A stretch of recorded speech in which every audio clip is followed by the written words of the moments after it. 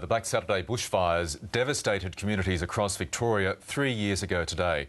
In the midst of all the chaos, one Strathewen resident picked up her camera and began to film.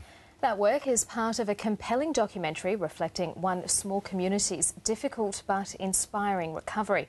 In a moment, we'll be speaking to the director of Then the Wind Changed, but first let's take a look at some of it. It's just powders of ash. It's just absurd that our house is still standing there. Can't believe it.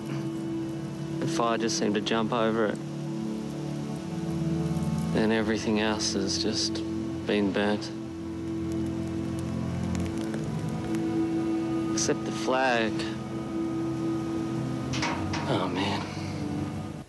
Celeste Geer is the director of Then the Wind Changed, and she joins us now in the studio. Good morning. Good morning. Good morning. At such a difficult time, what prompted you to pick up your camera and start filming? I think the immensity of the devastation was just so overwhelming that by looking at it through a camera lens, I was in somehow containing it and making it a bit more manageable. And also as a filmmaker, I knew instinctively that it was extraordinary. Take us through your family's experience on Black Saturday. Fortunately, I left with my children about 2 hours before the fire front came, and my partner stayed because he was with the CFA and he was called out to a fire, then unable to get back to our place. So how hard was that for you, knowing your partner was in the midst of this fire war?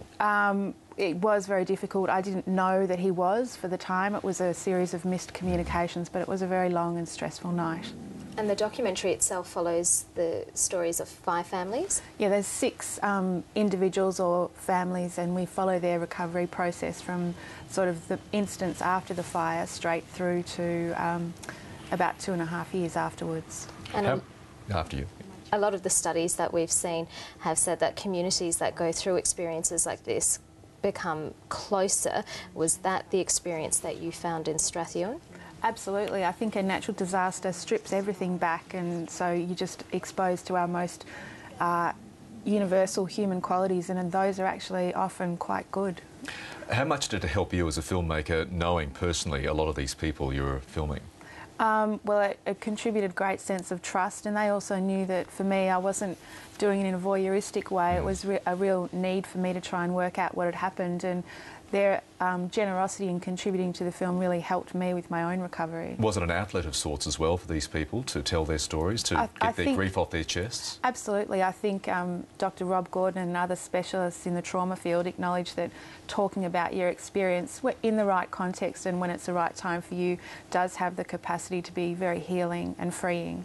And have members of the community seen it, and what's been their response? It's been overwhelmingly positive, and it's been quite a unifying experience for the community, because in the space of a 57-minute film we see really that point of bleak devastation where we began 3 years ago today, and to the point where we're at now, and there's been quite a shift. 3 years on, how are the residents of Strathewen rebuilding their lives?